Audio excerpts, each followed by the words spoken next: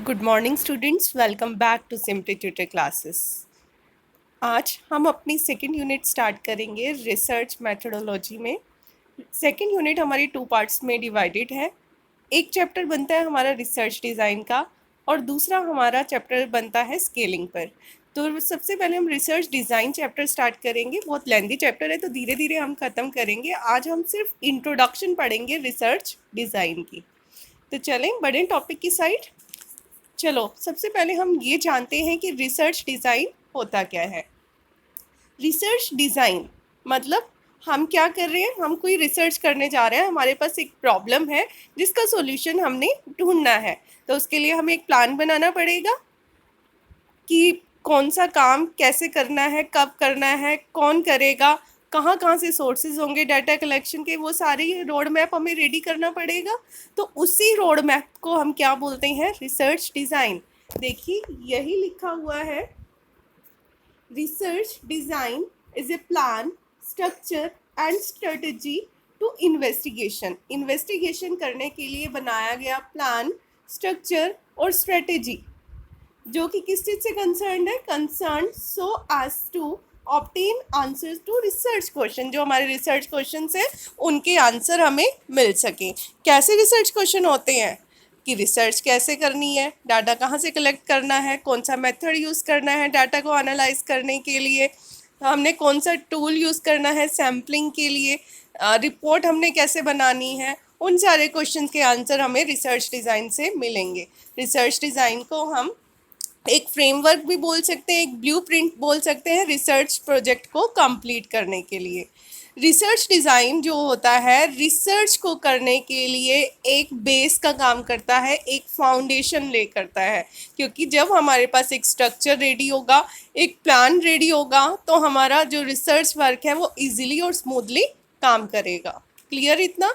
Research design क्या हुआ, plan, structure या स्ट्रेटेजी जिसे ध्यान में रखते हुए रिसर्च वर्क को हमें अंजाम देना है, अपना रिसर्च वर्क का काम कंप्लीट करना है। अब बात करते हैं हम नेक्स्ट, रिसर्च डिज़ाइन के अंदर कौन कौन से कंपोनेंट्स होते हैं। Research design involves the following components. सबसे पहले रिसर्च डिज़ाइन बताता है हमें कि इंफॉर्मेशन कैसी चाहिए। ये लिखा हुआ है, डिफाइन द इंफॉर्मेशन नीडेड। हमारे रिसर्च डिज़ाइन में कंप्लीट एक एक चीज़ लिखी होगी कि हमें कैसी इंफॉर्मेशन चाहिए, कहाँ से हमें इंफॉर्मेशन मिलेगी, सोर्स क्या रहेगा इंफॉर्मेशन कलेक्ट करने का।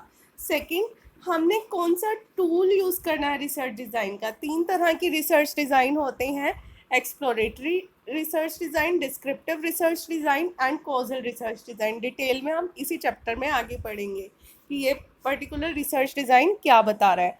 तो ये इस क्वेश्चन का आंसर भी कि कौन सा हमने रिसर्च डिज़ाइन यूज़ करना है, ये हमें पहले से हम अपने प्लान में लिख लेंगे। उसके बाद जो हमारा रिसर्च डिज़ाइन होता है वो क्या करता है, construct and pre test a questionnaire. Generally हमें डाटा कलेक्ट करने के लिए क्वेश्चनेयर की भी ज़रूरत पड़ती है। वो क्वेश्चनेयर कैसे बनेगा और उसको एक टेस्टिंग करके देख लेते हैं हम। टेस्टिंग मतलब पहले उसको एक तरह से हम उसका टेस्ट करके देख लेते हैं कि जो क्वेश्चनेयर बनाया वो ठीक भी बना है या नहीं। जितने हमें क्वेश्चंस, रिसर्च क्वेश्चंस के आंसर चाहिए थे वो इस क्वेश्चनेयर से मिल भी पाएंगे या फिर नहीं मिल पाएंगे। क्लियर? उसके बाद हमने देखना है sampling process and sampling size. ये क्या बताता है हमें कि हमने सैम्पलिंग के लिए कौन सी प्रोसेस यूज़ करनी है और सैम्पलिंग का साइज़ क्या रहेगा हमारा। और लास्ट क्या पॉइंट होएगा, develop a plan of data analysis. Data को कैसे एनालाइज करना है ये भी हमें क्या बताएगा, रिसर्च डिज़ाइन। क्लियर इतना? उसके बाद हम बात करेंगे features of a good research design. एक अच्छे रिसर्च डिज़ाइन के क्या फीचर्स होते हैं। देखिए सबसे पहले इट इज़ अ प्लान। जो एक अच्छा रिसर्च डिज़ाइन है वो एक प्लान की तरह काम करता है। क्यों? क्योंकि उसमें बताया होता है ऑब्जेक्टिव क्या है हमारी स्टडी का और हमने क्या एजम्पशन लेकर चल रहे हैं अपने टेस्ट को कंप्लीट करने के लिए। ठीक है, नेक्स्ट है it is an outline. Outline किस चीज़ की, सोर्सेज फॉर द डाटा, कहाँ से डाटा इकट्ठा होगा, कौन सी इंफॉर्मेशन चाहिए होगी, types of information. It is a blueprint. Blueprint मतलब इसमें मेथड होगा कि हमने कौन सा मेथड यूज़ करना है रिसर्च के लिए और डाटा को एनालाइज कैसे करना है। Next, it is a catalogue. Catalogue क्यों? क्योंकि इसके अंदर सारे के सारे effect relating to the research formulation लिखे हुए होते हैं कि क्या क्या चीज़ें कहाँ कहाँ से कैसे कैसे हमें मिलेंगी। ये एक स्ट्रेटजी होती है। स्ट्रेटजी किस चीज़ के लिए? इन्वेस्टिगेशन करने के लिए। It is a scheme. Scheme किस लिए? प्रॉब्लम को रिजॉल्व करने के लिए। और ये बाउंड्रीज बता देती है रिसर्च एक्टिविटी कि हमारी रिसर्च एक्टिविटी किस दायरे में रहकर काम करेगी। नेक्स्ट हम देखें तो एडवांटेजेस ऑफ रिसर्च डिज़ाइन। क्या क्या फ़ायदे होंगे? टाइम की बचत होगी क्योंकि हमारे पास प्लान्ड है, हमारे पास टाइम शेड्यूल है, कौन सा काम कितने देर में हमने पूरा करना है। Next, executing activity systematically. जब हमने रोड मैप बना ही लिया तो हमें पता है कि पहले क्या करना है, फिर क्या करना है, नेक्स्ट क्या करना है, तो सिस्टमेटिकली काम चलेगा। Next, ensure project time schedule. Project time schedule को हम ध्यान में रखकर चलेंगे क्योंकि इसके अंदर सब कुछ प्री डिटरमाइंड है। Next, enable resource planning procurement in right time. वही चीज़ें जो चीज़ें चाहिए रिसर्च करने के लिए पहले से प्लान करेंगे, कहाँ से मिल सकती है उस चीज़ का भी ध्यान रखेंगे। Next, better documentation of activities. Activities को अच्छे से डॉक्यूमेंट कर सकते हैं यहाँ पर, और सेटिस्फेक्शन प्रोवाइड करेगा ये पूरे का पूरा। एक और पॉइंट है जो इस स्लाइड से छूट गया है, वो पॉइंट्स आप लिख लो, मैं बोल देती हूँ। एक पॉइंट बनता है एसेंशियल फॉर रिसर्च डिज़ाइन, कि रिसर्च डिज़ाइन में क्या क्या ज़रूरी चीज़ें होनी चाहिए, तो आप नोट कर सकते हो। फर्स्ट पॉइंट लिखिए, research design is an activity and time based plan.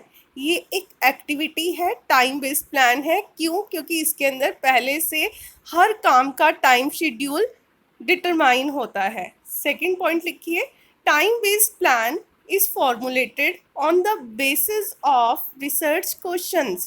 जो भी हम अपना प्लान बना रहे हैं वो किसके बेस पर बना रहे हैं कि रिसर्च क्वेश्चंस हमारे क्या क्या है, हमारी रिसर्च प्रॉब्लम क्या है, उसे ध्यान में रखकर।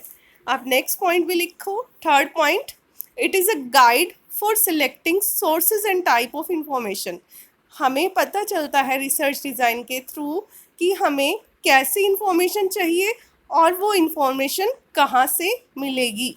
फोर्थ पॉइंट लिखिए, it provides framework specifying relationship between the variable.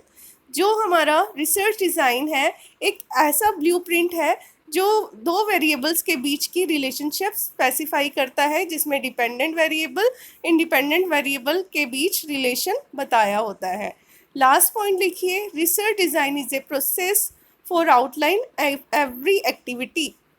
Research design एक ऐसी प्रोसेस है जो कि हर एक एक्टिविटी कैसे कैसे होनी है, कब होनी है, एक छोटी छोटी चीज़ उसके अंदर पहले से नोट डाउन होती है। तो ये था हमारा बेसिस ऑफ रिसर्च डिज़ाइन, बोल सकते हैं हमारा जो इंट्रोडक्शन है रिसर्च डिज़ाइन की, वो आज हमने कंप्लीट करी। नेक्स्ट लेक्चर में हम पढ़ेंगे टाइप्स ऑफ रिसर्च डिज़ाइन। 3 तरह के रिसर्च डिज़ाइन है, काफ़ी लेंदी है, तो हम एक एक रिसर्च डिज़ाइन एक एक दिन में कंप्लीट करेंगे। इसके साथ ही हमारा आज का ये टॉपिक यहीं ख़त्म होता है। Thank you so much.